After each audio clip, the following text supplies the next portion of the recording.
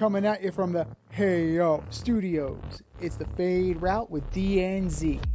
Here are your hosts, D and Z.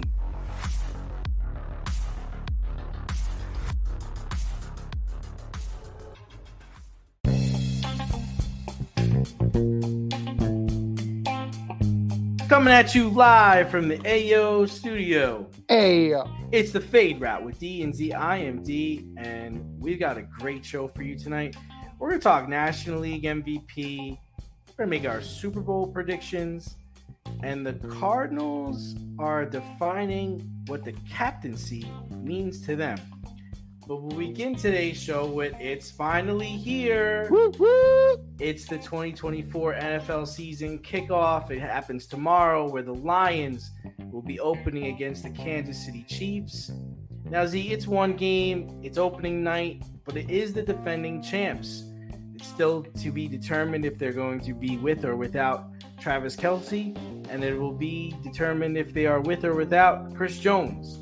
But what will the opening of the NFL season look like for the Lions and the Chiefs?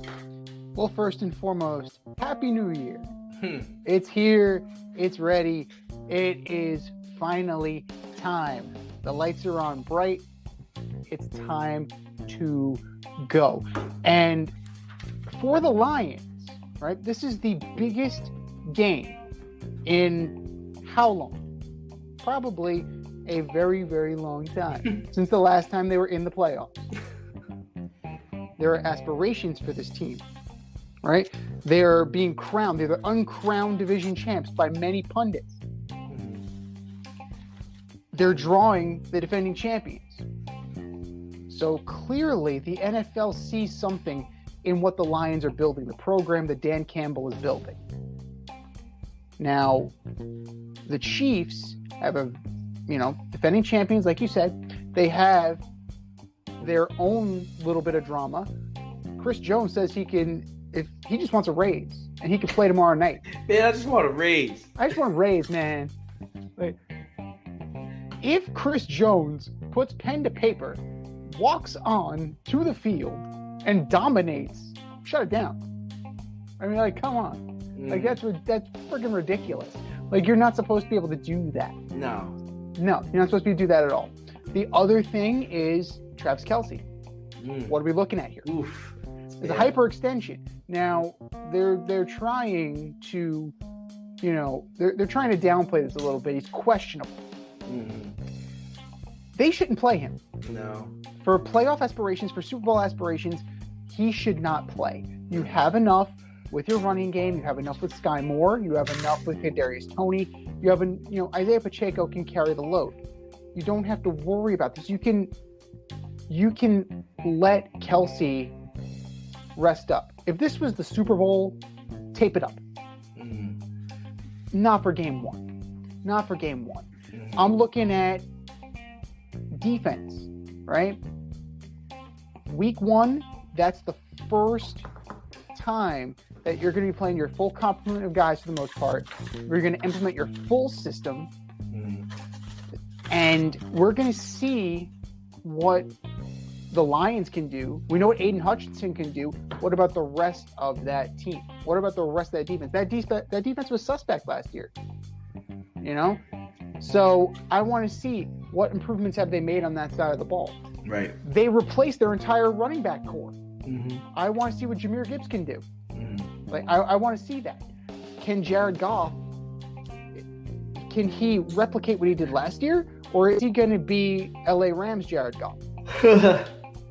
So, ultimately, and I'm not going to tell you who I'm picking because that would ruin the option. Right. So, I think you can kind of guess where I'm going with this, but it's a tough litmus test for the Lions. The Chiefs, they're coming in hobbled, and it's one of many. It's not the be-all, end-all. It's certainly not a Super Bowl preview. It's certainly not a Super Bowl preview, but we're going to have an entertaining game, a high-scoring affair, and as far as the winner, you're just going to have to wait just a little bit longer for my pick. Yeah, I mean, So the whole question, right? It becomes, the Lions. I think they started off like 1-6 or 1-7 last year. 1-7. Yeah, and then they finished strong, winning 8 of the last 10 games. So it's like, which team are you going to see?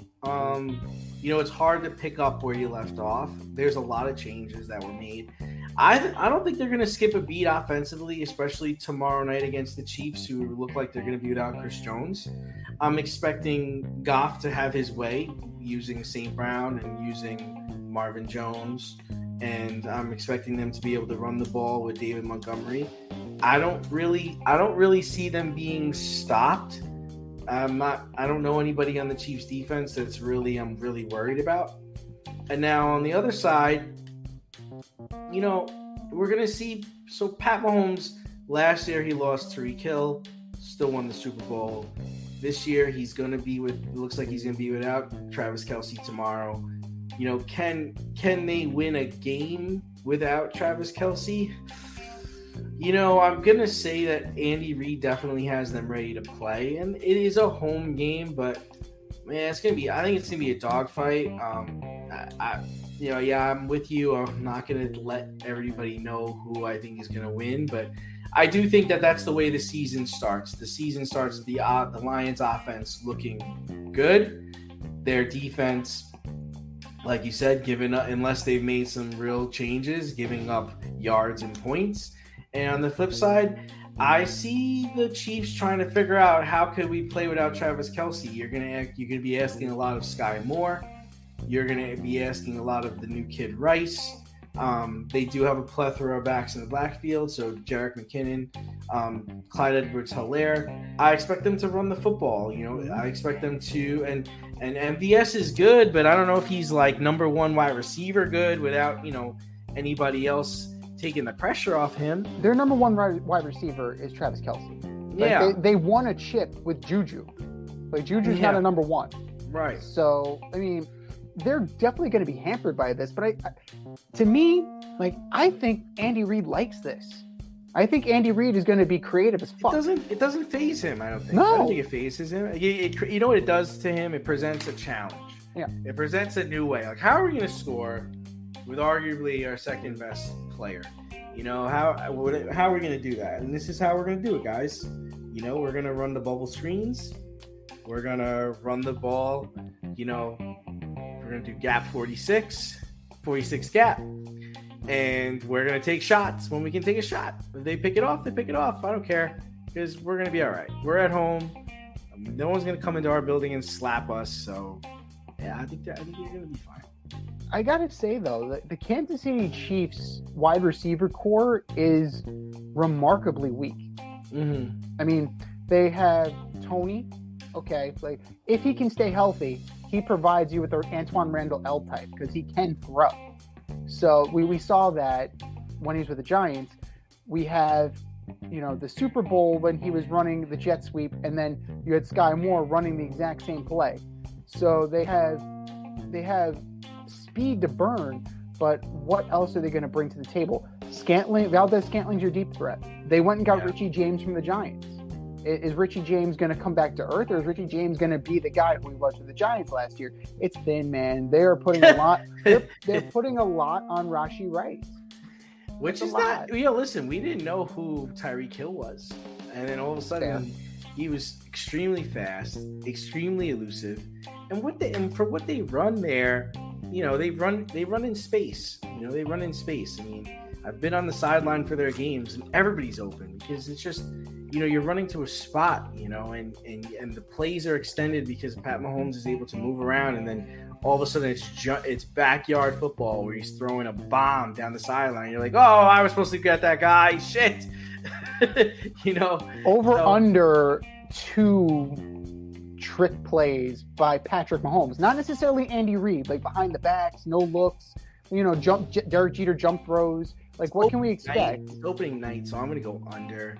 You're just trying to get everything right on the game in the first game. Especially he's going to probably be having to do a lot on his own tomorrow. So I don't expect any trickery. I expect to be surprised. It may surprise you. I expect a very mundane offense, a very toned down offense. We're gonna run the ball. We're gonna set up the pass, and we're gonna do what we do. We're gonna do what we do best, but we're gonna scale it back a little bit just because we don't have our big gun. We don't have a big gun.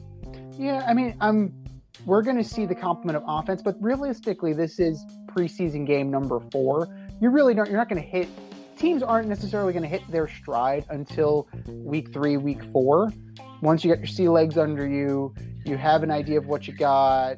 I think that's fair. But so you're not saying that Mahomes is Jonathan Gannon, huh? Like you're not saying that. Yeah. So it's week 1. And teams are still looking for that competitive advantage, right? Like, we're cagey here. Is Kelsey going to play? Is he not going to play? Is Mahomes going to do some trick shit? Is Chris Jones going to sign his contract and then walk on and play?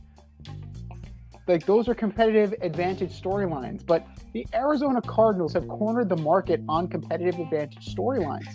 Arizona head coach Jonathan Gannon has chosen not to name a starter until game day, citing competitive advantage. Rumor has it, scuttlebutt is, it's going to be Joshua Dobbs. So we'll take that for what it is.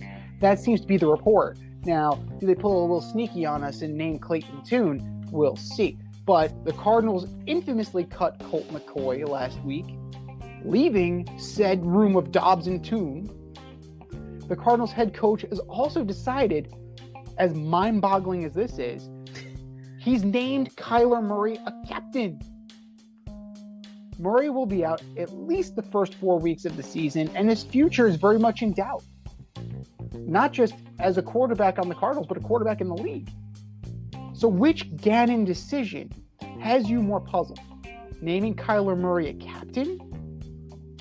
Or refusing to name the starter, citing a competitive advantage as if it was college? It brings up a good question though. What are your thoughts on the team captaincy in professional football? Is it supposed to be the best player? Is it supposed to be the leader? Can the best player not be a leader? Is that okay? Could it be that, you're a leader and you don't even really play much? What do you think of the captaincy role in professional football? I think it's window dressing. More often really? than not. I think it's important. I think it's important for players to be a captain. Well, let's think about this. Who is it often? It's often the starting quarterback. We've seen plenty of starting quarterbacks that I would not want as a captain. Would you run through a wall for Jay Cutler? No. That guy. Would you run through a wall for Matthew Stafford? His teammates won't. I think it's window dressing. I think a lot of that is. Now, you give me a guy like the long snapper. You give me a guy like the special teams, like Matthew Slater. That guy's earned his captaincy. Right? Matthew Slater has turned into a special teams ace in this league. So, for some guys it's warranted. For some guys it's earned. But a lot of the higher paying, more well-known guys, it's window dressing. And for a guy like Kyler Murray, it would be a huge black eye if he was making that much money and wasn't trusted to be a captain on his own team.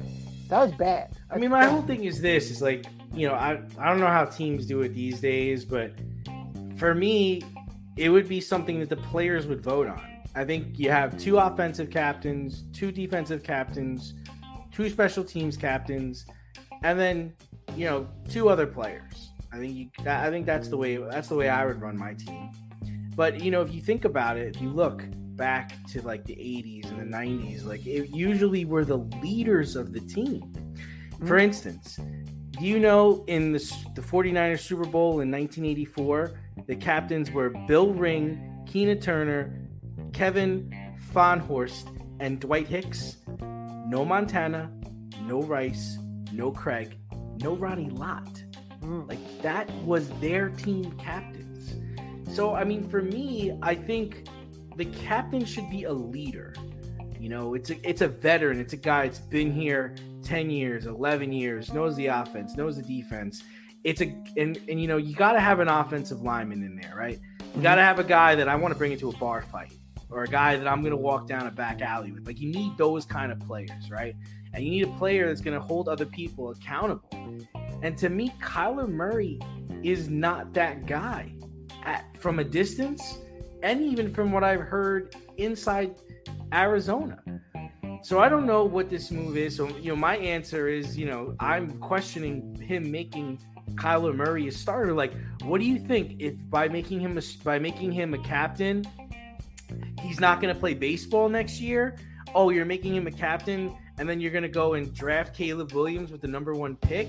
Like, I just don't understand the facade behind this. I don't understand why he might not even play a game for them this year. So just so everybody is aware, the captains they chose were Kyler Murray, DJ Humphries, Kazir White, Budda Baker, James Conner. James Conner to me is definitely a captain, I would think, and on special teams, it's Dennis Gardeck. So it's like, which one of these things does not belong here? To me, it's Kyler. At least 4 of those guys will not be playing for the Cardinals by the end of the year, because those guys are going to try and win. Like, that's the, Operation Tank job is fully in flux, right? It's fully going down. And Budda Baker's got pride. We know this. James Conner has pride. Kazir White has pride. DJ Humphries has pride. Dennis Gardeck has pride. Like, these guys are not going to roll over. And Kyler Murray, yeah, he's a captain. Is that going to stop him from playing Twitch and looking at the playbook? Yeah, right. No, right. And that's the whole thing, is like, it needs to be a leader. And don't get me wrong, like, later on, Montana and Lott became captains, but initially they weren't. It was much more high regarded for leaders, guys, that aren't going to say the wrong thing, that are doing everything the right way, and are holding people accountable. And I don't see that. And I don't even see that from this organization. I mean, how do you look everybody in the face and you fucking cut Colt McCoy? So, no, I don't have his shenanigans in regards to who's going to be starting at quarterback is whatever. I think this whole captaincy thing is a much bigger deal, especially if you're naming a guy a captain who isn't even going to be on the field for the first 4 games. Like, what is that about? Why don't you make Dobbs a captain or Toon or somebody's going to be on the field where the ref can actually talk to make decisions? Or Colt McCoy, the guy that you cut. Yeah. Like, Colt McCoy is dangerous in the regard that, he's talented enough to win you a few games. This team is bad enough to move them to Miami. The problem is that the Dolphins are already there. they got some furniture movers on this roster. But I think it's kind of Bush League that they're making, that they're waiting to the last minute, as if who gives a shit? Right, as if Ron Rivera isn't going to be ready. I'm going to murder whoever's back there. Chase Young is going to rip their fucking I don't know if he's playing. I heard he might not be playing. Okay, fine. Montez Sweat is going to rip their head off. Yeah. And spit down their neck. It's what they do. So, I don't see how this is any kind of competitive advantage, because they've been preparing for you for weeks. Since the schedule was out. The schedule's out. Right. And they've watched what you've been doing. It makes absolutely no sense to me. The quarterback that gave you the best opportunity to win is now unemployed. He's on the unemployment line. Unemployed. That's it. Like that's it, and that's all. Now, maybe Joshua Dobbs can do something here, because he is, he's a veteran. Like, he's been around. He's 0-2. It's not what we're talking about. We're talking about 0-2.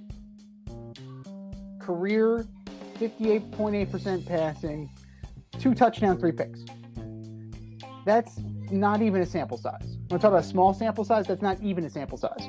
So why not give the kid Toon a shot? Like, that's my question. You drafted him, you brought him in. Why not give him a go? Because you're scared that you're gonna win. Yeah. That is just ridiculous to me. And I feel it's disingenuous. I feel it's in bad spirit to do that. Like, because how many of these guys on this roster, like, have pride? All of them. This is how they feed their family.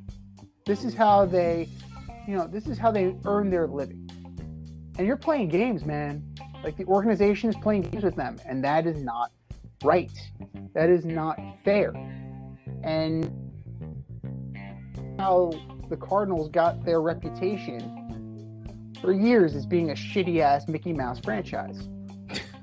And for a while there, they seem to be turning a corner, but now they just can't help themselves. They just can't get out of their own way.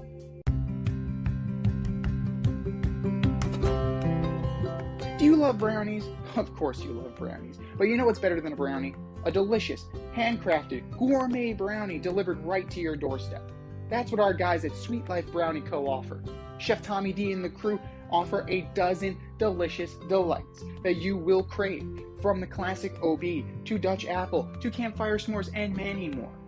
Check out their website, sweetlifebrownieco.com, for their Friday brownie drops. At noon, their site goes live and you see what they're making. Since you're there, become a site member and earn points. You earn 50 points just by signing up.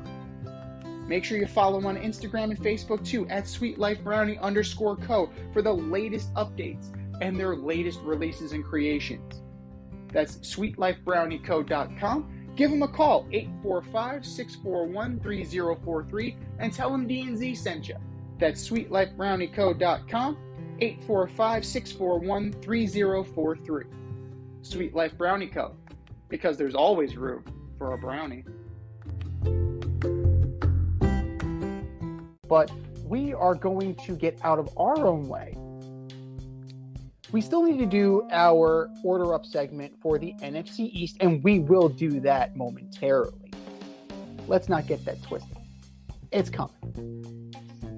But it's time for us to think about our AFC and NFC championship game predictions, our Super Bowl prediction, and our Super Bowl winner. Call it our way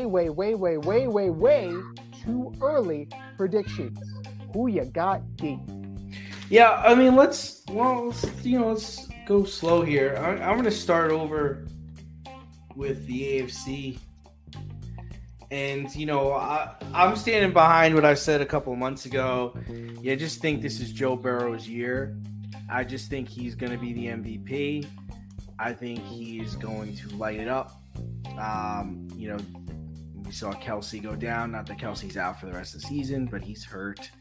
I think the Bills' offense that takes a step back this year. Not sure what Justin Herbert's going to look like. That might give him competition. But, yeah, I think the Bengals are going to be in the AFC Championship game. And then I have to go. I'm going with COVID. I think the Jets will be there. Wow. It's hard not to. They've talked so much, Z. They just talk so much that they have to get there. They have to. If they don't, good Lord, it will just be chaos, mass hysteria. So I'm dogs and cats living together, mass hysteria. I'm taking the Bengals against the Jets in the AFC. Okay. So who you got in the AFC? The Esiason Bowl, the Boomer Esiason Bowl. I like it.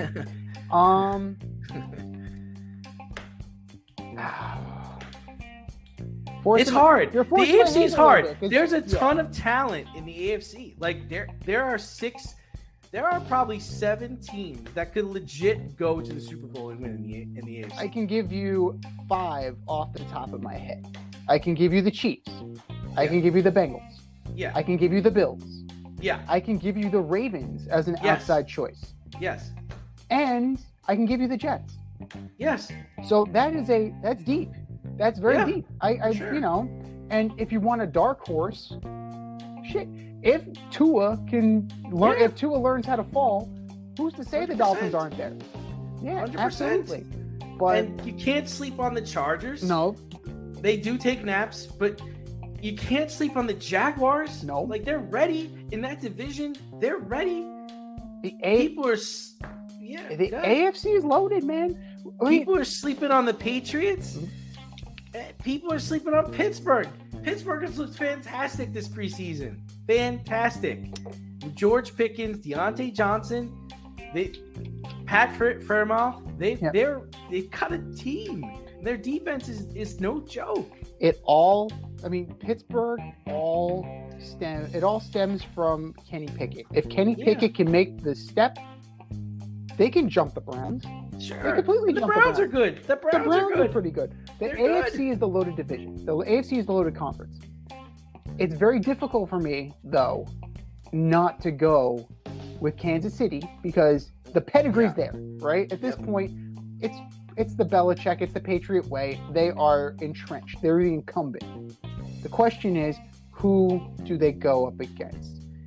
And Josh Allen needs to have a major come up, right? He's not going to be the guy who is leading the team in rushing.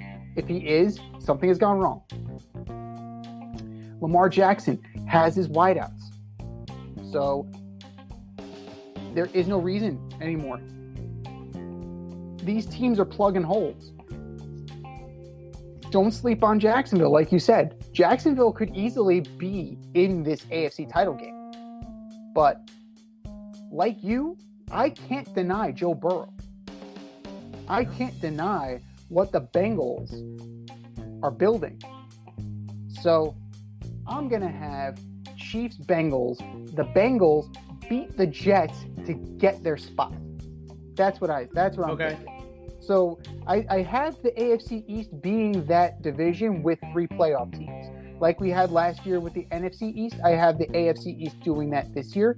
So I can see the Bengals knocking off the Jets and getting to that AFC title game. But let's switch gears here, flip the side. Who is your NFC championship pick?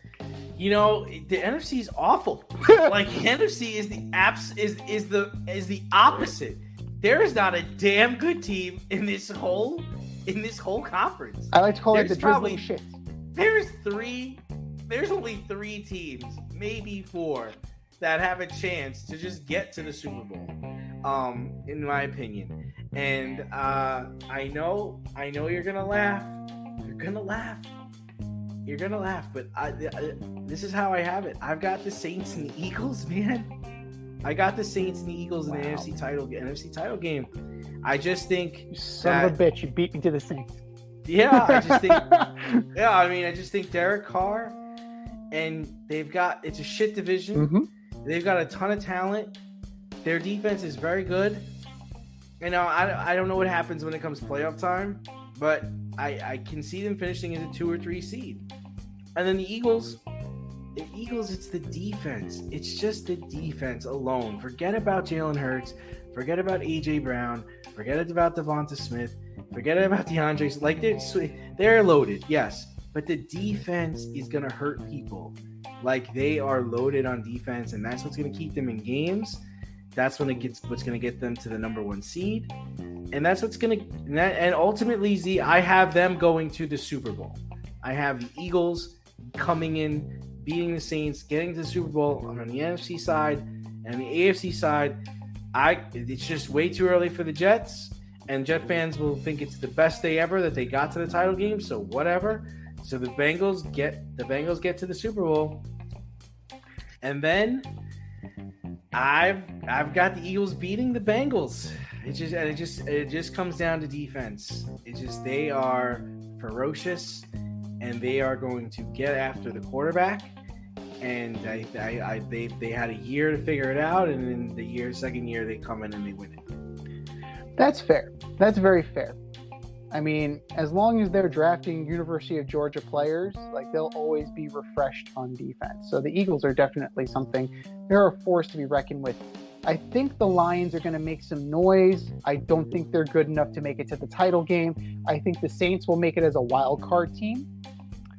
The Falcons, I have them winning the division, but when the lights are on brightest, I don't see them being able to carry the load. The Giants, I have them making the playoffs as well.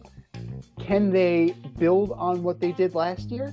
Yeah, I think they can. I think they'll be a better regular season team. They'll be a more prepared playoff team, and they just won't be talented enough. They're still a little lacking. They're good enough to be a second place team. They're not good enough to be an NFC title team just yet. Stranger things have happened, right? A wild card team gets hot and goes all the way. Stranger things have happened. I mean, the Niners, the quarterback. What is going on with the quarterback? If you can tell me that Brock Purdy is who he was last year, that's hard. That's hard to replicate. That's hard to beat. And who's to say that with another crack at the Eagles, with a healthy quarterback and a line that can actually protect him, who's to say the 49ers don't knock off the Eagles? Mm-hmm. I can see that, but the Saints are going to be a dark horse, that's for sure. But it's hard to deny the Eagles, man. It really is hard to deny. When it comes down to the 49ers, the reason why I don't have them getting there is because I just think all their players are going to get hurt. Yeah. Like, I don't believe in Kyle Shanahan's scheme, number one. Number two, let's not forget, like, I do think the 49ers have a really good defense, but they're going to have a new D coordinator this year. This is going to be their third D coordinator in 3 years. So, and they got their guy. Nick Bosa signed his $170 million deal, so he'll be out there come Sunday. But, I don't trust Kyle Shanahan to keep Brock Purdy healthy. I don't trust Kyle Shanahan to keep their running back healthy. And I don't know defensively if they're going to be as good as they were the last 3 years. And the Seahawks are a good team. The Rams are shit. Seattle's shit. So they're definitely going to be they're definitely going to be a playoff team. Seahawks are a little bit of an aberration, though. They caught a lot of people by surprise. And we have the 9 years of Geno Smith prior to last year. Which was he? Which Geno Smith was he? It's a proven year for him. Like, he caught everybody by surprise last year. People are like Jared Goff, right? Jared Goff caught everybody by surprise. Now, how can you do it again? That's what makes the great quarterbacks great. That's what takes the very good to great. That's what takes the good to very good. Can you replicate it? And I just don't think that Geno is going to have as good of a season that he did last year. Good enough to possibly contend for a wild card. Absolutely. Yeah. Absolutely. Especially now with the information about the Rams receiver core.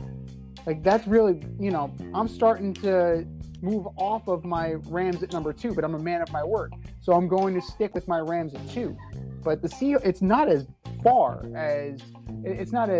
of a drop as we like to think. But yeah, I forgot it. Yeah, I mean, that was big news. Cooper Kupp. Yeah. We don't know what's going to happen there.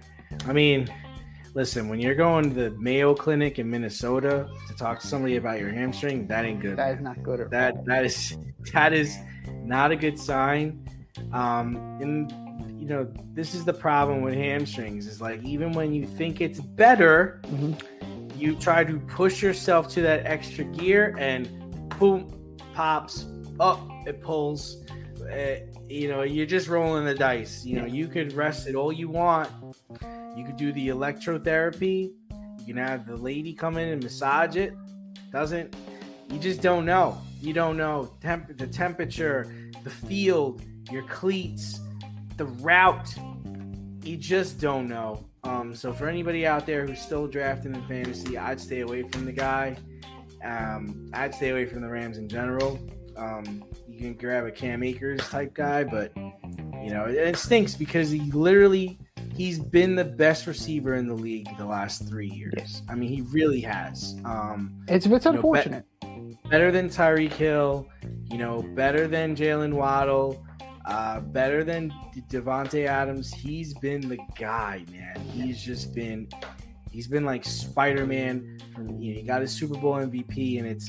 This is a shame, and this is what happens. People get hurt. You can't control it. It's football. It happens. It could have happened on the first play of of game 1 It doesn't. It's everyone's saying this is why you don't play in the preseason. This is why you got to go easy at practice. But listen, there's no way to know, man. There's no way to know. No, absolutely not. And it can go at any time. Odell Beckham looked healthy as can be, and then he was done in the Super Bowl, right? He blew out his knee. But as far as my pick goes for the NFC title game, I'm calling a rematch. Like I'm calling Eagles Niners, but this time I got the Niners slaying the dragon. So Super Bowl matchup, I think Burrowhead actually, I think that they do it. I think they also slay the dragon. So you're looking at Joe Burrow and the Bengals taking on the Niners. And this is Burrow's time to shine. I don't like being in agreement with you. Like, it's very, it makes for boring radio. It makes for a boring podcast. But it's hard to deny. But if there's one guy who can do it, if there's one guy who can knock off Joe Burrow, it's Patrick Mahomes. Because we've seen it. He did it just last year. Burrow had my ass, I believe was the exact phraseology. But now, of course, with the factors, health certainly plays a role.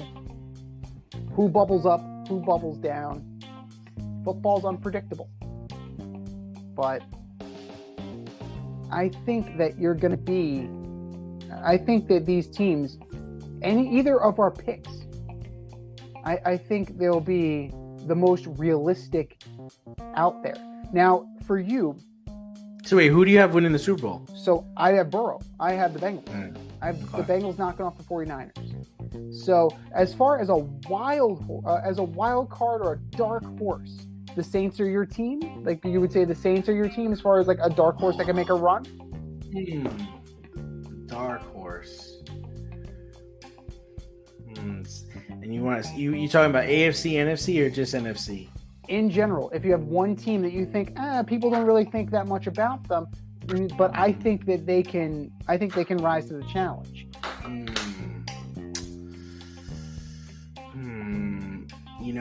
In that situation, I would go with the Jaguars because that defense is a lot better than people think. Their quarterback's a stud.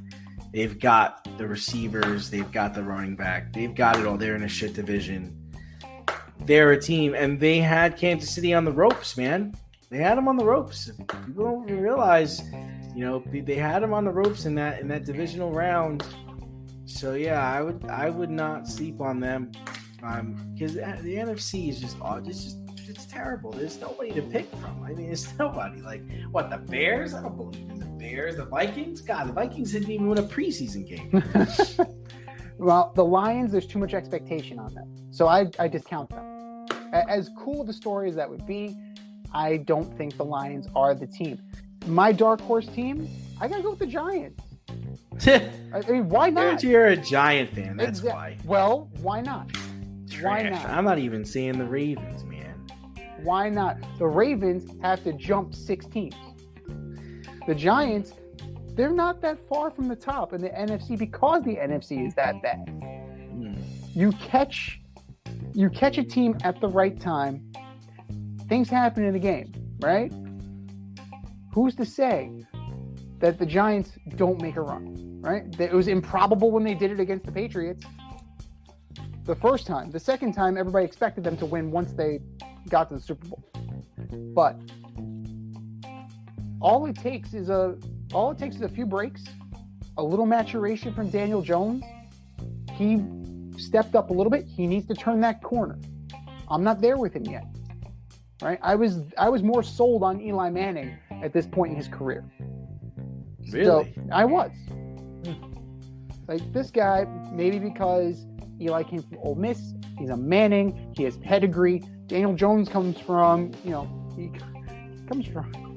oh God, such a ridiculous, such humble beginnings. So we'll put it nicely. He'll come from humble beginnings. Code for small school, not a football power. So we'll see what he does. Saquon, healthy year. If he stays healthy, things can go a big way. They have the defense. Wink Martindale's got him playing. So when did Eli win the first one? He won it in 2008. So that was his fourth year. Mm-hmm. That was like his fourth year, right? Yeah. So what's Daniel's walking into what? He's walking into year 5. Oh, okay. Yeah. Okay, makes sense. Yeah. So if he can make the leap and the pieces are around him, why not? Why not? I can dream.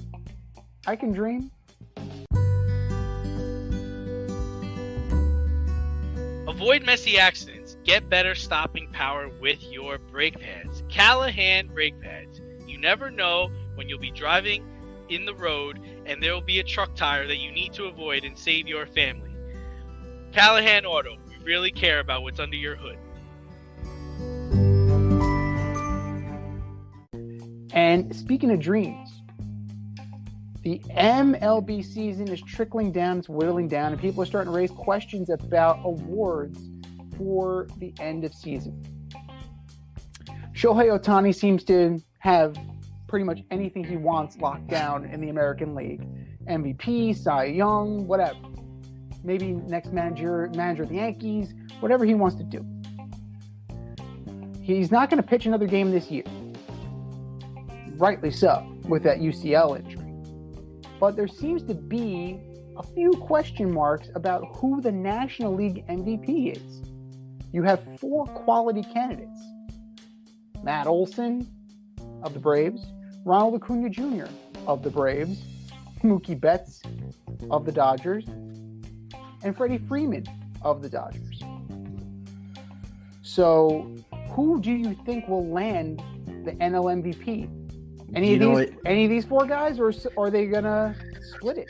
It's tight. It's tighter than I thought it would be. I really thought Acuna was a slam dunk for it. But Olson's got 45 home runs, and then he's got 114 RBI. And then Mookie Betts just has had a ridiculous August. Like, his batting average, and he's just a monster. And Freddie Freeman's batting .335. I believe Freddie Freeman's pretty high in the home runs too. 25 dingers. Yeah. Betts is 38. Betts is top 5 in home runs. Yeah, I'm going to stick with Ronnie. I think Ronald Acuna still should get it. Leads the league in hits. He leads the National League in hits. He's got 63 stolen bases. He's got over 30 home runs, so he's a 60-30 guy. I haven't seen one of those in a while. I am sticking with Ronald Acuna, but an argument can be made for those other at least 2 of those other guys. Here's the thing, though. The argument used to be that 2 guys from the same team split the vote. But what happens when you have 2 guys on one team and 2 guys on another team? Like, this is unprecedented. It's amazing how good of a season these guys have had.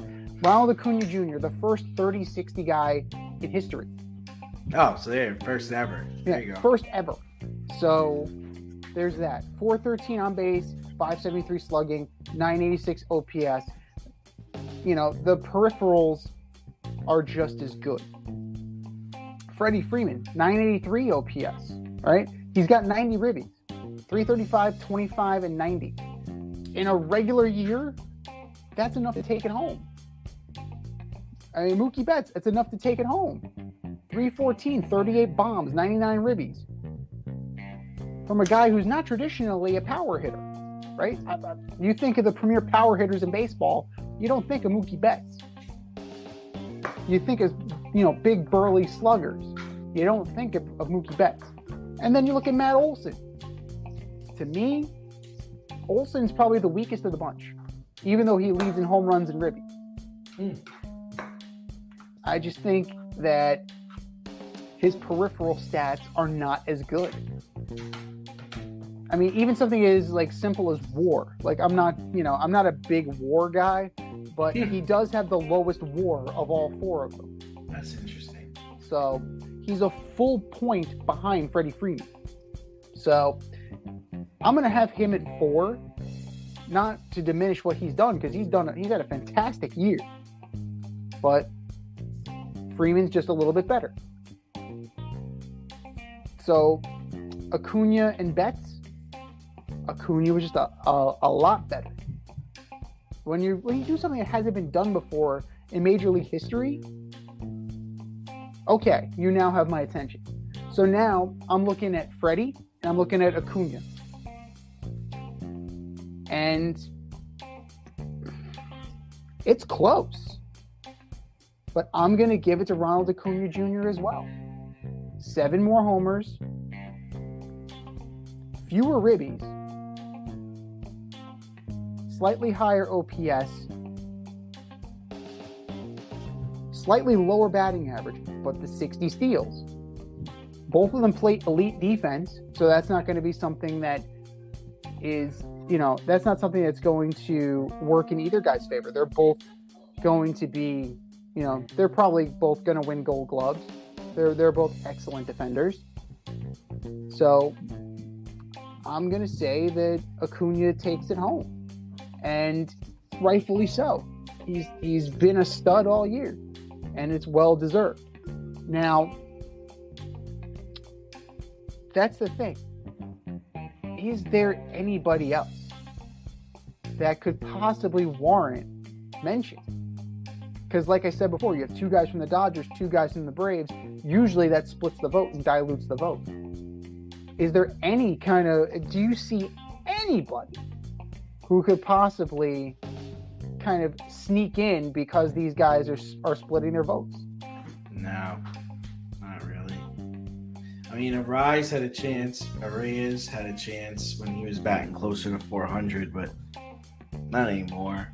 I'm not going to give it to Strider. Strider might not even win the Cy Young. Bellinger came on strong, but he only in the second half of the year. No, I don't really see it at all. It's to me, it's those 4. Yeah, it's very hard, Like Cody Bellinger might have had a shot, but yeah, this is one of those few years that it's really like cut and dry. You really have a very clear line of delineation between the best of the best and then everybody else. Right? But kudos to these guys. They've been playing above and beyond. And if Ronald Acuna Jr. continues on this pace, I think he's going to, if he ends up somehow doing 40-70, that's all she wrote, man. We're in September. Acuna needs 8 homers and 7 stolen bases. You're telling me that he can't hit 8 bombs and steal 7 bases in a month? Nah. If he gets 40-70, it all but cements it. That is the stuff of legend. That's the stuff of dream. And congratulations to Ronald Acuna Jr. for that dream season. Need some last-minute fantasy football advice? Then the boys at the Fade Route have you covered. Tune in every NFL Sunday to Red Light, Green Light 1, 2, 3 with D and Z. D and I give you our top 1, 2, 3 fantasy starts, or green light, and fantasy sits, or red light. That's Red Light, Green Light 1, 2, 3 every NFL Sunday during the season. You can find us on Apple Podcasts, Spotify, and wherever you get the Fade Route. That's Red Light, Green Light 1, 2, 3 with D and Z. Every NFL Sunday during the season.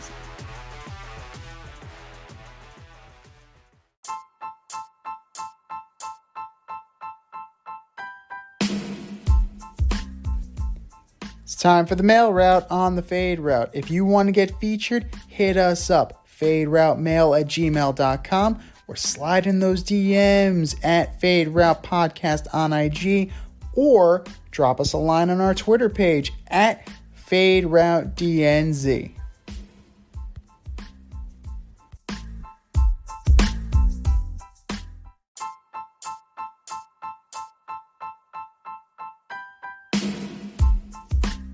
All right, boys and girls, our mailbox is full. And if you want to have your email read on the Fade Route with DNZ, hit us up. FadeRouteMail@gmail.com. Slide in those DMs on X at FadeRouteDNZ or on IG at FadeRoutePodcast. Email number 1 from Jake in Richmond. Hey guys, Duke slapped Clemson and FSU slapped LSU over the weekend. Which loss was more embarrassing? Good one. Good question there. I am going to go with Duke beating Clemson because if I'm right about this, I think it's like the first time in like 30 years, like Duke beat a ranked opponent. Ooh. Have I read that correctly? Or maybe it was the first time in 30 years they beat Clemson. One of those two things. And Clemson was number 9. And they got knocked all the way down to 25. At least in the LSU FSU game, those are two ranked teams. I mean, the LSU coach was running his mouth. But I'm going to go with Duke slapping Clemson because that might have just – it's Duke, man. That is wild. That's true. We're not talking about basketball. Like, if this was Duke basketball, okay, you got it. But Leonard, 17-33 for 175, no touchdowns. Right? He didn't throw for a touchdown. He ran for one, though. Waters, 11 for 63 with a touch. Moore, 8 for 43 with a touch. Right? You definitely – you caught Clemson. And if you're going to catch Clemson, that's the time of year to do it. All right? This is the time of year to do it. Because once you get rolling, once you get yourself established, it's very difficult to start knocking guys off. But for Florida State, that's a huge feather in their cap. 45-24. Freaking ass whooping. That's what that was. It's an ass whooping. An ass whooping. After our favorite coach, Brian Kelly, came down here from my family. Talking all that mess. Tigers. Go Tigers. He's doing his best Coach O impersonation. The problem is he can't pull it off. Ass. Well, just like that, he couldn't pull it off. Jaden Daniels didn't play badly. 22 of 37, 347, touchdown pick.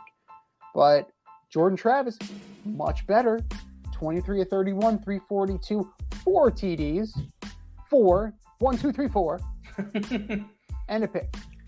Not to mention Keon Coleman, 9 for 122, and not 1, not 2, but 3 receiving touchdowns for the Seminoles.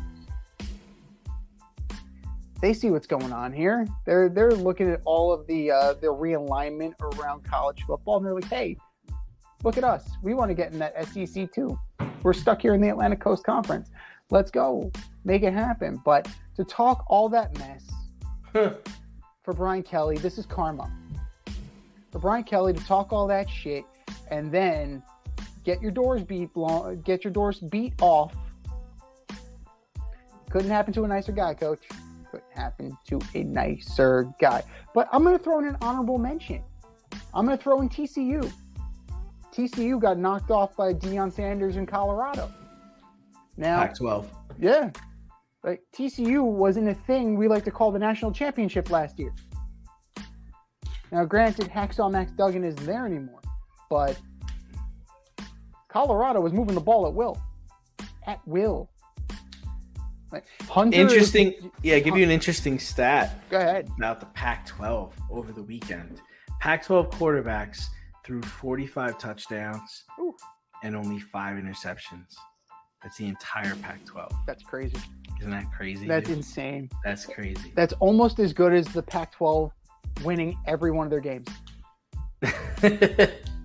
So the Pac-12 undefeated. That's awesome. They're all leaving. They are. They're all leaving. They're all leaving. So they're going to have their best. This is a contract year. If this was a player, it would be their contract year. So expect these teams to ball out because they're trying to prove their worth so they can get their payday. So, when Oregon State and Washington State are left holding the bag of the Pac-12 when it becomes the Pac-2, they can at least say that they were part of. When it comes to Pac-2, they can at least say that they were, they were part of that opening, that week 1 where everybody went undefeated. Email number 2 from Caleb in South Bend, Indiana. Interesting. How many quarterbacks will go in the first round of the 2024 NFL draft? Jeez. Really, we did the way too early predictions for our Super Bowl picks, and now we're throwing in our way too early picks for our NFL draft projections. But I cede my time to you.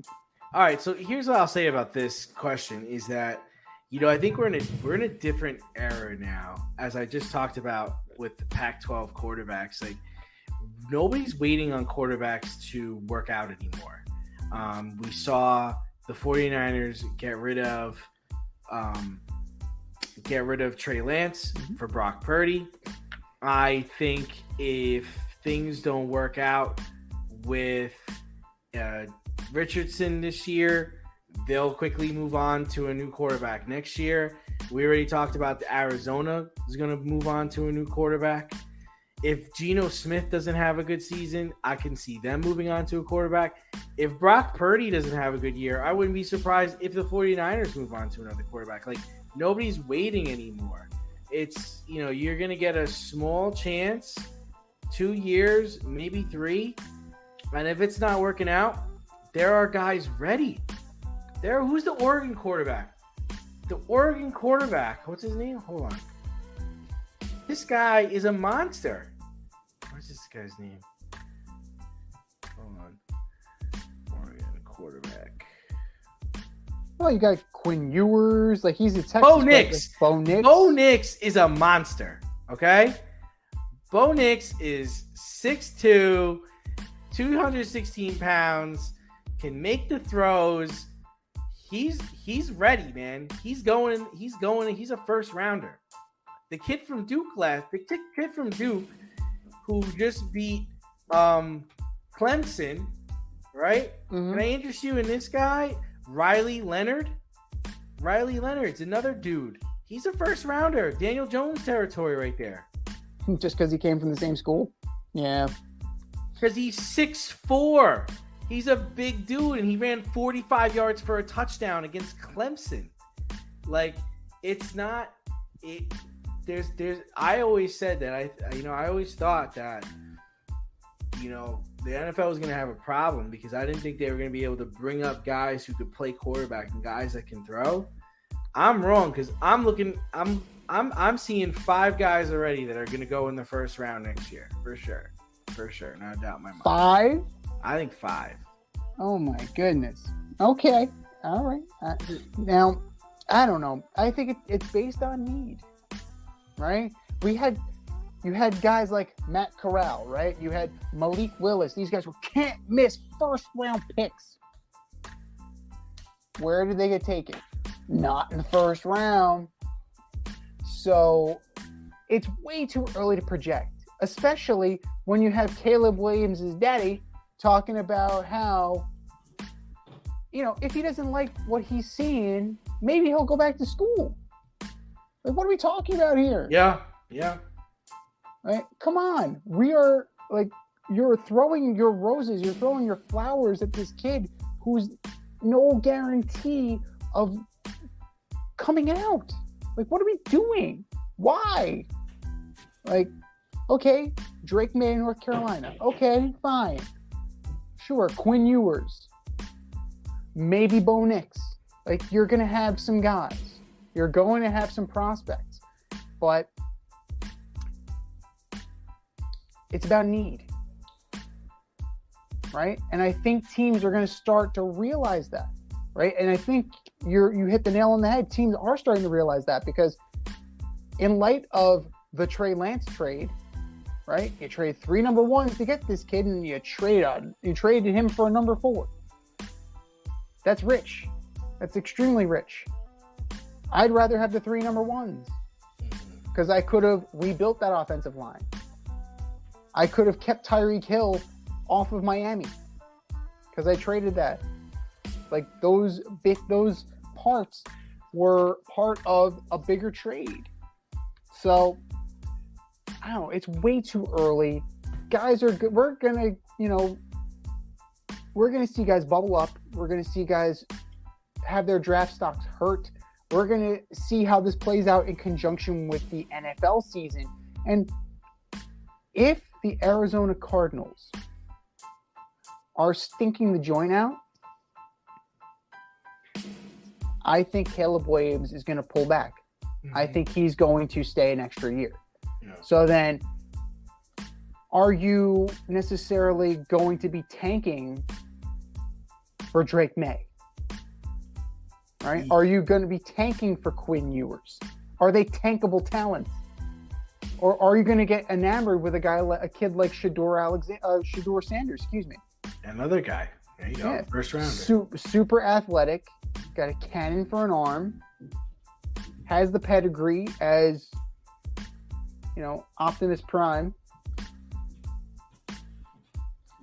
Who's to say that people don't get enamored with Shedeur Sanders' talent? But it's way too early, man. It's way too early. You're guaranteed for 2, probably. 2. Now, who those guys are going to be, I couldn't tell you yet. But I'm going 2. Just based on looking around the league and people coming to the understanding that you don't necessarily need to spend big. It's actually better off that you don't spend big on a quarterback, because you can pay the quarterback cheap, build the rest of the team around him, and you can get the Super Bowls. Maybe, just maybe, teams are going to start moving in that direction and really considering being more scrupulous and less enamored with the little girl with the curl.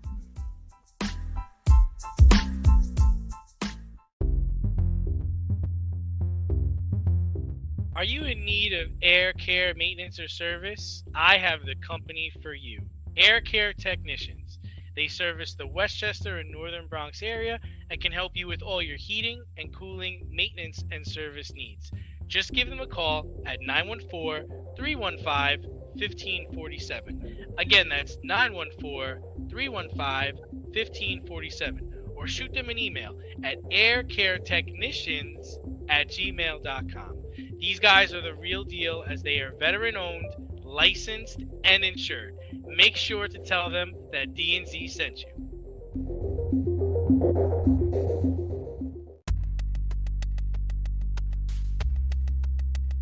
Order up!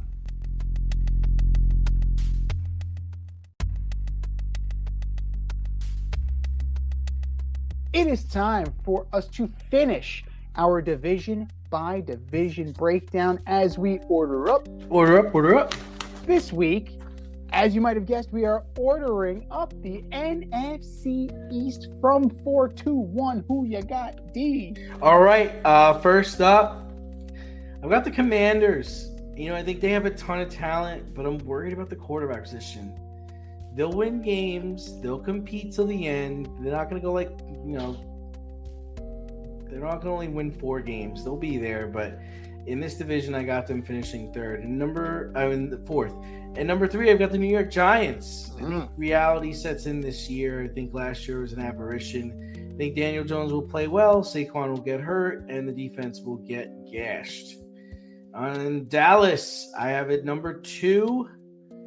And I think their defense will keep them in games. Their defense is going to keep them competitive. I think Dan Quinn is the best defensive coach in the league.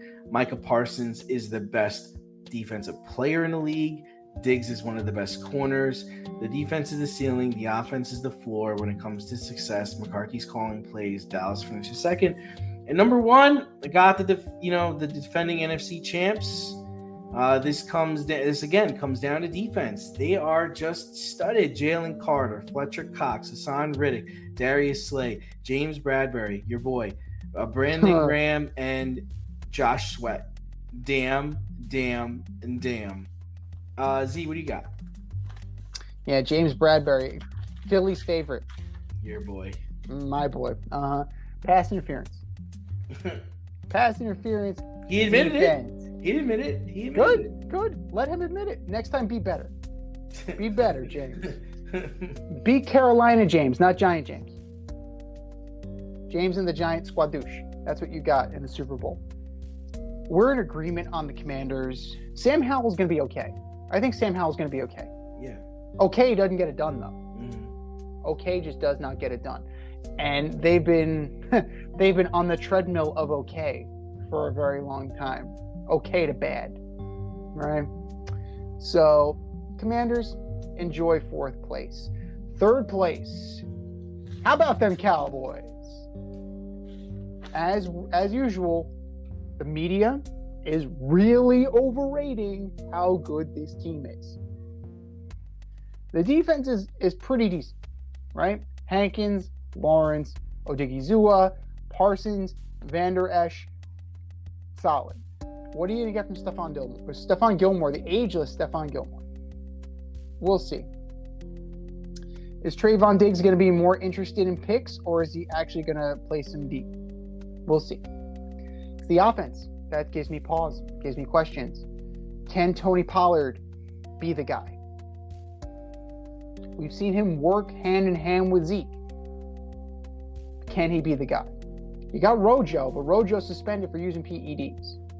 You got Deuce Vaughn. Deuce Vaughn, give me Vaughn. He's going to be like a Darren Sproles type.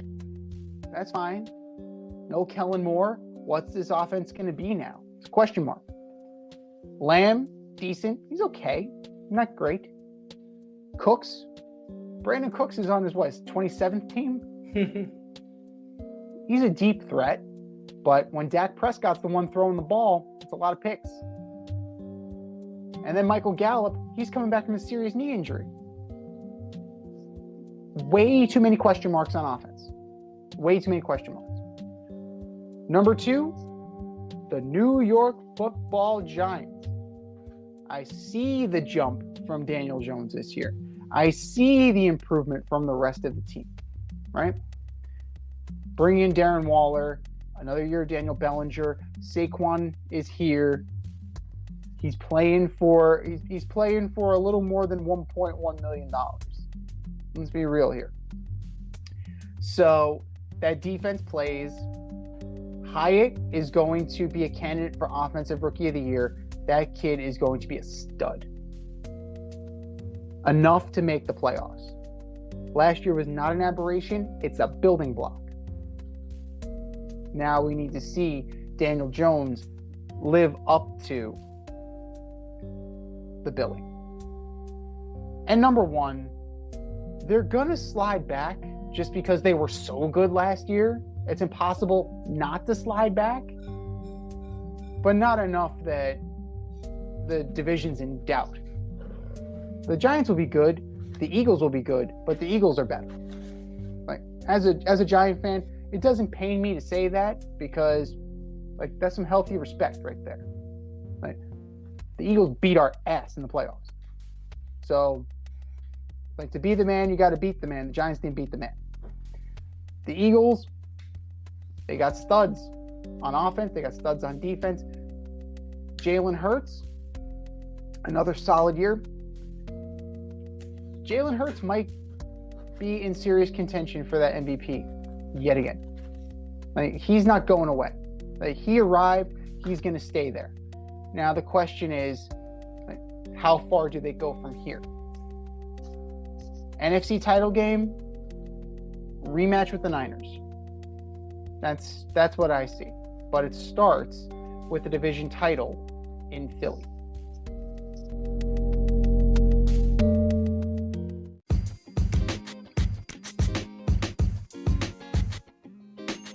Your favorite podcast has its own merch line now. Go to the Fade store with DNZ.com today for all your Fade Route merch needs. I'm talking tank tops, t-shirts, sweatshirts. Like yoga pants? We got those too. Like some cool accessories? We got those too. And we're not done yet. We have so much more planned for you, but check out what we have today at the Fade store with DNZ.com. That's the Fade store with DNZ.com.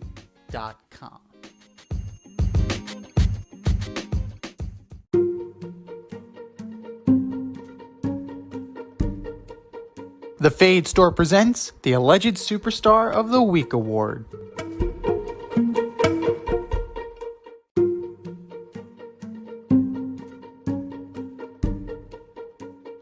All right, boys and girls, you know what time it is. It's time for the Alleged Superstar of the Week. Here's how it goes. We put up a poll on our X account at FadeRouteDNZ, and you vote, and you vote, and you vote, and you vote. And the winner of said vote gets the coveted ass trophy and a shout out on this here show. And do you know who took home the coveted ass trophy last week, D? I don't.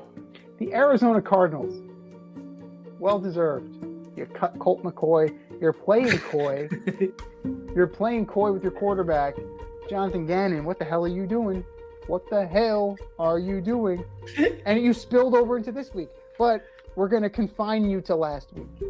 This is this week. Who are your nominees for Alleged Superstar of the Week, D? All right, so first up, I've got Luka Doncic thrown out of the Slovenia quarterfinal game against Canada because of your second technical foul. It's like, dude, you're a star player. You gotta stay in games. You cannot be getting thrown out for talking shit to the ref. The refs don't even speak your language.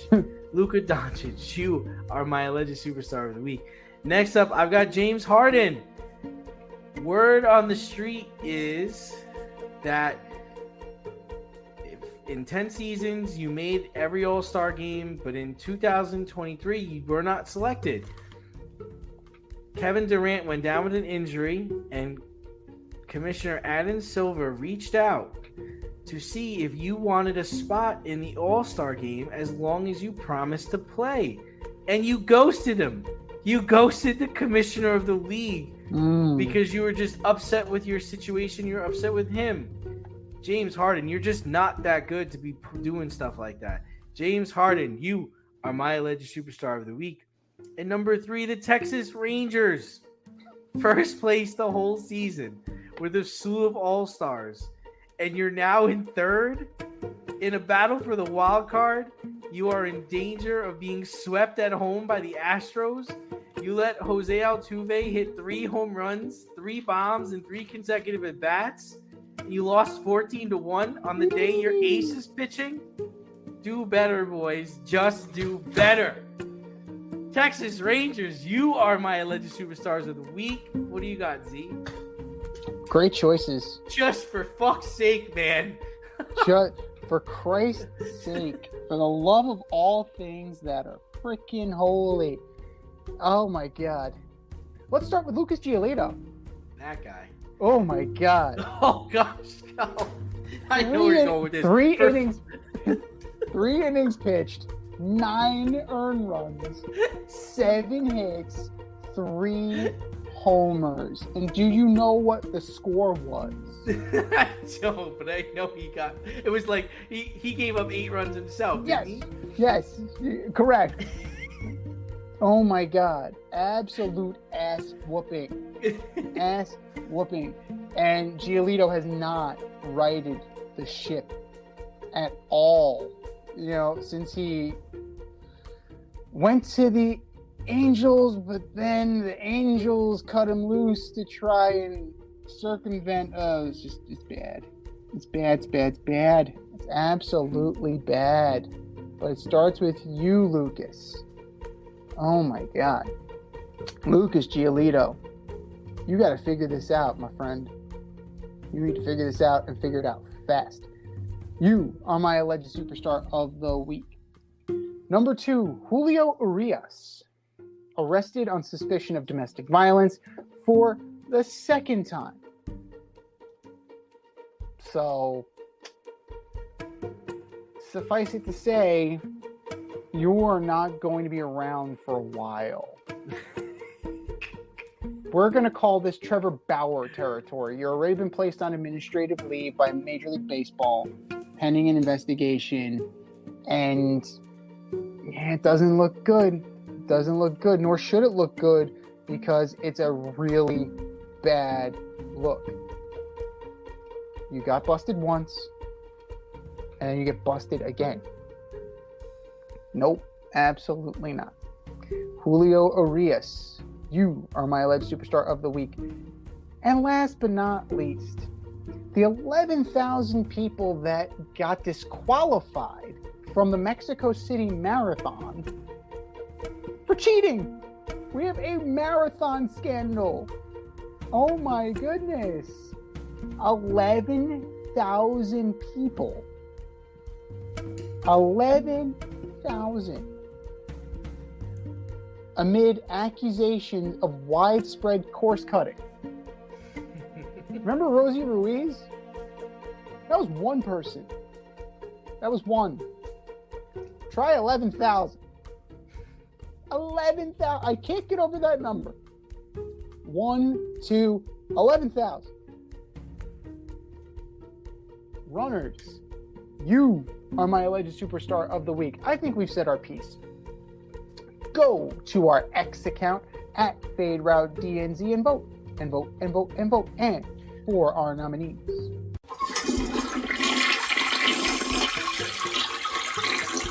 Just do better, boys. Just do better.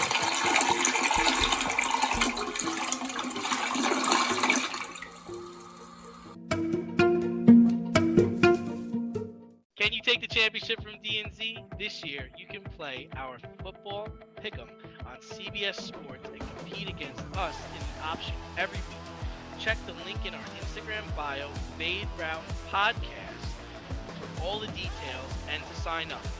Then tune into the Fade Route every week until the Super Bowl for updates and standings. Bring it on.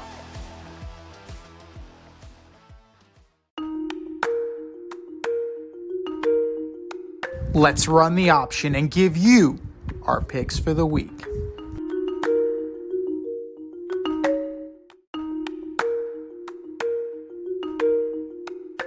The option is back, and you can play along with us. Go to our Instagram at Fade Route Podcast. Click that link in bio. Find our CBS Sports Pick'em League and join us today. Come and take a poke at the champ. But are you ready for some football, D? Dun, dun, dun, dun, dun, dun, dun. Dun, dun, dun, dun. Thursday night, your season opener from Arrowhead. The Lions at the Chiefs.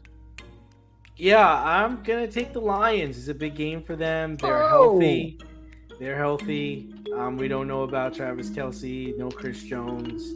I think the Lions will win the opening game of this season.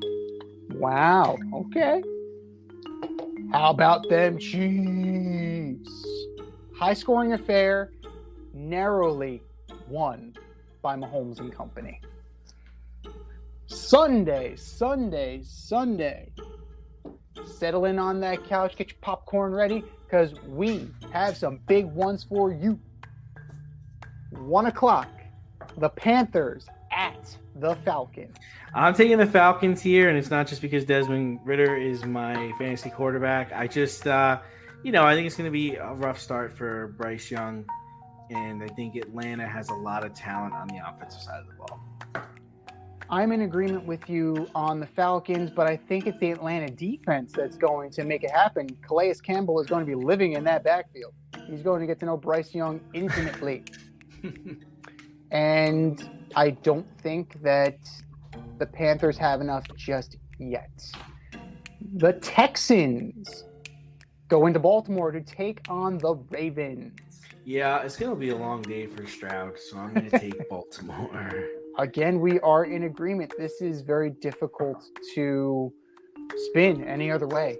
The Texans are not there yet, and the Ravens have Super Bowl aspirations. This is going to be a whooping. This is going to be an absolute whooping by the Ravens. Bengals at Browns. Yeah, Joe Burrow's my MVP, so I'm taking Joe Burrow. We are in agreement again. Browns are going to brown.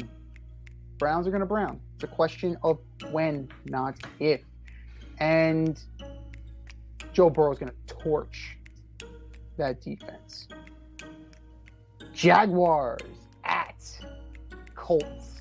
Yeah, I really like Jacksonville this year. We talked about it earlier. They're my dark horse. I think Anthony Richards is going to turn the ball over a couple of times. It's going to take him some time to get good in that system, but I'm taking Jacksonville. Rookie quarterback, no Jonathan Taylor, no shots. Jaguars take this one easily. The Bucks go into Minnesota to take on the Vikings. Yeah, I've got an upset here. I think the Bucks win. I don't like the moves that Minnesota did in the offseason. They have a lot of offensive firepower, but I'm not really sure about them defensively. And don't sleep on the Bucks. They've got a lot of talent on both sides of the ball. So Bucks. I'm going with the Vikings, not by much. They don't thrill me by any stretch of the imagination. The Bucks have Baker Mayfield. The Vikings do not. That's really what it's boiling down to. Jefferson's going to have his Jefferson game. And don't look now. Alexander Madison's probably going to be better than we think he is. I'm going to go with the Vikings narrowly. The Titans go into the Big Easy to take on the New Orleans Saints. Yeah, I mean, the Saints are my pick to make it to the title game. I think they get off to a really good start. I think they have a lot of offensive weapons, and their coach knows defense, and they have a lot of talent on the defensive side of the ball.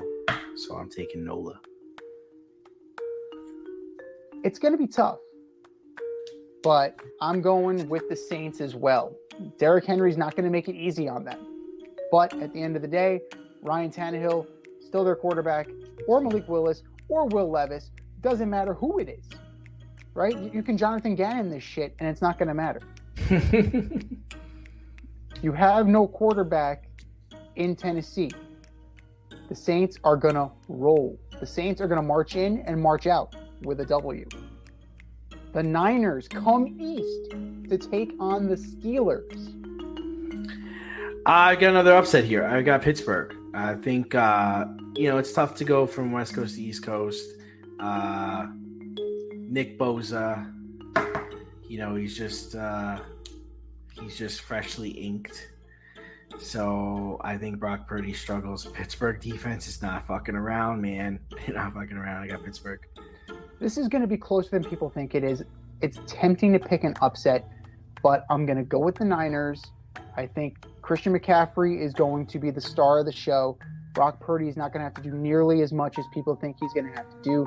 McCaffrey is going to be the Swiss Army knife that they intended him to be. The Cardinals take on the Commanders. Yeah, so if there's any game that Arizona can win, it's this one, right? I mean, this is you kind of surprise them, this whole Wizard of Oz thing where he's not letting people know who his quarterback's going to be. But no, I think Ron Rivera and company take care of business. Ron Rivera's not stupid. That team is loaded with talent, more so than the Cardinals. They just need Sam Howell to be competent. If Sam Howell is competent, this is easily a win. If Sam Howell starts throwing the ball all over the goddamn place, then they got a problem. Then they have a major league problem. But I don't foresee that. I think that the Commies take this home. We're into the 4 o'clock hour. The Packers go into Soldier Field to take on the Bears. Yeah, so Dobbs and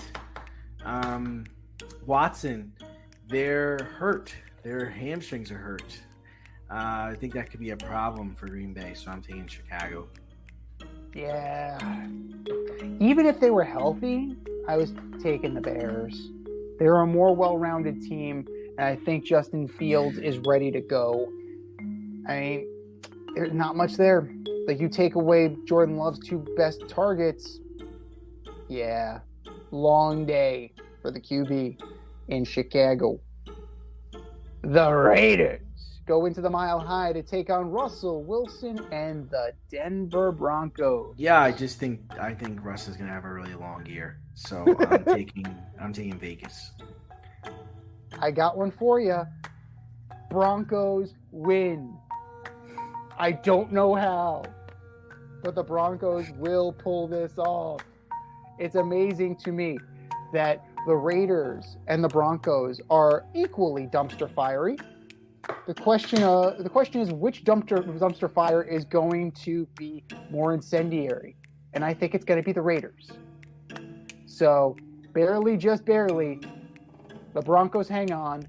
Russ doesn't screw it up that bad, and the Broncos D frustrates Jimmy G all day. Mm-hmm. The Dolphins go into SoFi to take on the Chargers. This is actually going to be a good game. I would love to watch this game, but I'm going to take the Chargers. They're the home team, and they're going to be releasing a new offense, so I'm taking the Chargers. Yeah, but it's Kellen Moore's offense. We've seen that. He's trash. We'll see if he can drag Justin Herbert down to Dak Prescott's level. But I'm going with the Dolphins. There's too much expectation. They're too loaded of a team. They have to go in and dominate. And I think that they can. The only 2 things that are standing in their way is their quarterback and their head coach. If the quarterback can stay upright, and if the head coach can stop calling plays that get his quarterback killed, they can have major league aspirations. Dolphins set the tone 1-0. The Eagles go into Foxborough to take on the Patriots. Yeah, it's an upset special. I got the Patriots beating the Eagles.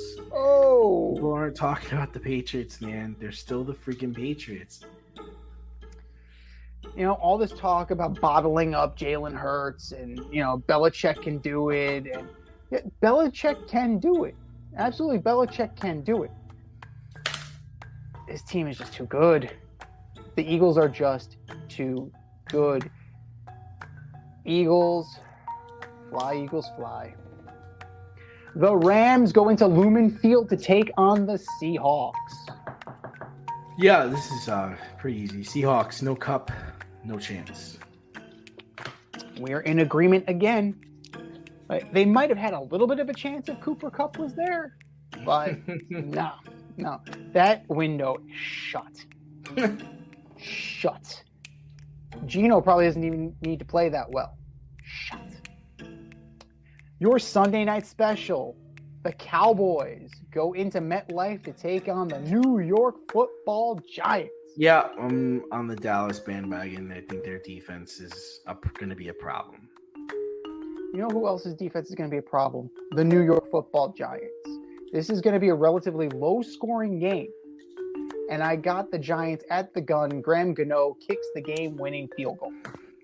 Boom. 31-10 Dallas. Ooh, okay. Oof. All right, we'll see. And your Monday night delight, 9/11.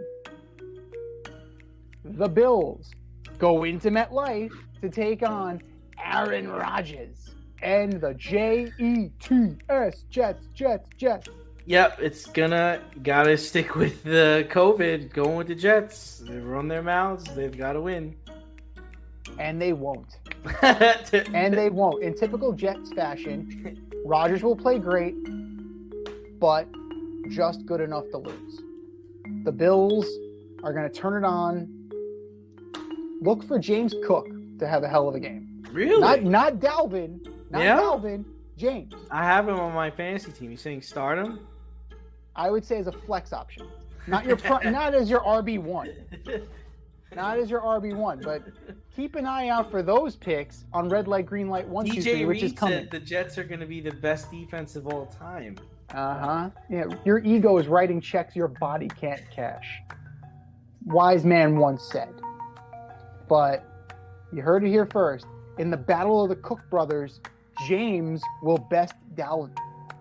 And not because of it, not because James is better. He's actually going to be used. This has been the Fade Route with D and Z. Thanks for tuning in tonight. Catch our podcast on Wednesday night on iTunes, iHeartRadio, Spotify, or wherever you listen to your podcast. So until next time, stay faded, everyone. Time for us to run the Go Wrap, but we'll talk to you next week. Thanks for listening to this episode of our podcast. If you like what you heard and want to hear more, be sure to like and subscribe on your favorite podcast platform. Rate us 5 stars, leave us a review, turn on subscription notifications, and tell your friends. Spread the word, spread it wide.